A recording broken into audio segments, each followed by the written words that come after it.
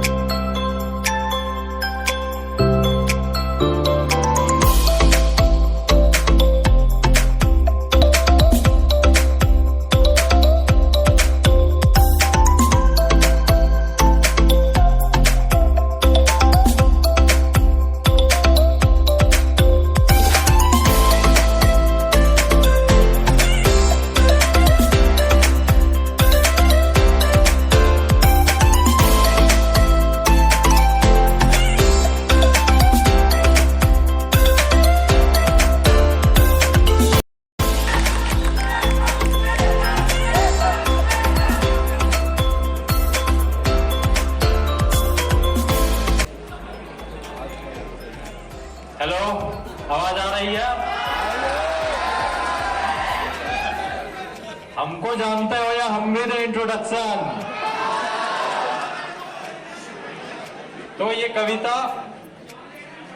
आज तक हमारे देश में जितने भी दिव्य पुरुष महापुरुष जन्म लिए उन पे है, और अगर आज उनके जैसा कुछ भी दिव्य व्यक्तित्व अगर हमारे समाज में उजागर हो जाए तो देश की दशा परिदशा बदलते देर नहीं लगेगी। तो बिना बात किए कविता शुरू करता हूं। तो हे भारत के राम जगो, मैं तुम्हें जगाने आया हूं, 100 धर्मों का धर्म एक बलिदान बताने आया हूं। सुनो, हिमालय कैद हुआ है दुश्मन की जंजीरों में, और आज बता दो कितना पानी है भारत के वीरों में। खड़ी शत्रु की फौज द्वार पर आज तुम्हें ललकार रही, सोए सिंह जगो भारत के माता तुम्हें पुकार रही। रंग की भेरी बज रही, उठो मोह निद्रा त्यागो, पहला शीश चढ़ाने वाले माँ के वीर पुत्र जागो। बलिदानों के वज्रदंड पे देशभक्त की ध्वजा जगे, रंग के कंगन पहने हैं वह राष्ट्रभक्त की भुजा जगे। अग्निपंथ के पंथी जागो, शीश हथेली पर धरकर, और जागो रक्त के भक्त लाडले, जागो सिर के सौदागर। खप्पर वाली काली जागे, जागे दुर्गा परबंडा, रक्त बीज का रक्त चाटने वाली जागे चामुंडा। नरमुंडों की माला वाला जगे कपाली कैलासी, रंग की चंडी घर घर नाचे, मौत कहे प्यासी प्यासी। और रावण का वध स्वयं करूंगा कहने वाला राम जगे, रावण का वध स्वयं करूंगा कहने वाला राम जगे। कौरव शेष न एक बचेगा कहने वाला श्याम जगे। परशुराम का परशु जागे, रघुनंदन के वान जगे, यदुनंदन का चक्र जगे, अर्जुन का धनुष महान जगे। चोटी वाला चाणक जागे, पौरुष परुष महान जगे। शल्यु कस को कसने वाला चंद्रगुप्त बलवान जगे। हटी हमीर जगे जिसने चुगना कभी न जाना, जगे पद्मनी का जौहर, जागे केसरिया वाना। देशभक्त का जीवित झंडा, आजादी का दीवाना, वह प्रताप का सिंह जगे, वह हल्दी घाटी का राना। मरने की हट्टा न करते विकट मराठों के राजा, छत्रसाल बुंदेला जागे, पंजाबी किरपान जगे, और 2 दिन जिया शेर के माफिक, वो टीपू सुल्तान जगे।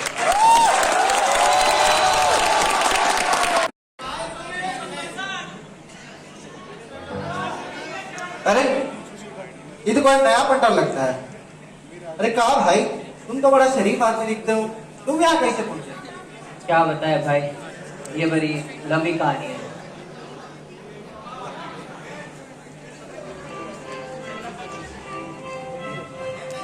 दर्पण, जिसे आम भाषा में हम आईना भी कहते हैं, अगर हम दर्पण को परिभाषित करें तो जो हमें और हमारे समाज को प्रतिबिंबित करने के रूप में इस्तेमाल किया जाता है वो होता है। इसी के साथ आईने पे मुझे एक शेर याद आ रहा है अमीर मिन्नई जी का कि समस्या कई होंगी बराबर की बात है, आईना देखिएगा जरा देखभाल के। कौन था ये व्यक्ति? किस जुर्म की सजा भुगतने ये जेल में आया है? ऐसा क्या किया होगा इसने कि इसको 5 साल की सजा सुनाई गई? क्या ये कोई कातिल है? नहीं। क्या इसने किसी और के जुर्म की सजा काटी है? कह नहीं सकते। हाँ, वो फाइल मेरे को भिजवा देना। हाँ ठीक है। ओके अकू, अच्छा तो मेरे को देख के पढ़ाई शुरू कर दी? नहीं भैया, मैं तो पहले से पढ़ रही थी। देखो। क्या पढ़ रही थी, दिखाना जरा। मैथ्स पढ़ रही थी मैं। मैथ्स पढ़ रही थी? भैया पढ़ रही थी मैं मैथ्स। तो 19 का टेबल बताना जरा। 19 1 are 19, 19 2s are... यही पढ़ाई हो रही थी? पर भैया मैं पढ़ रही थी। अच्छा ये सब छोड़ो, ये बताना जरा ये नाटक किस लिए, क्या चाहिए तुम्हें? भैया मेरी क्लास में ना सभी पे स्मार्टफोन है, मुझे भी चाहिए। तो क्लास में सभी एवरेज मार्क्स भी लाते हैं, तुम ले आओ, तुम्हें भी मिल जाएगा। पर भैया। अच्छा चलो ठीक है, परसों तुम्हारा बर्थडे है, हम चलेंगे और तुम्हारे लिए स्मार्टफोन ले लेंगे, ठीक है? सच्ची भैया? सच्ची। आप चलो। बहुत अच्छे हो। ओके चलो, अब एग्जाम पे अच्छे से एग्जाम के लिए पढ़ लो, ठीक है? ठीक है भैया। 2 दिन बाद भाई अपनी बहन को एक स्मार्टफोन दिलवाता है, उसको वाह भैया, घुमाने जाता है और मार्केट से उसको चीजें दिलवाता है। हाँ, इसी के साथ कहानी आगे बढ़ती है।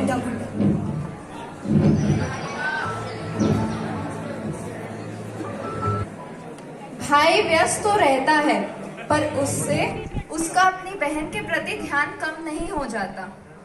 काफी दिनों से देख रहा होता है कि बहन खेलने नहीं जा रही, ना सही से पढ़ाई कर रही है, ना कोई काम कर पा रही है और ज्यादातर बिस्तर पे लेटी रहती है।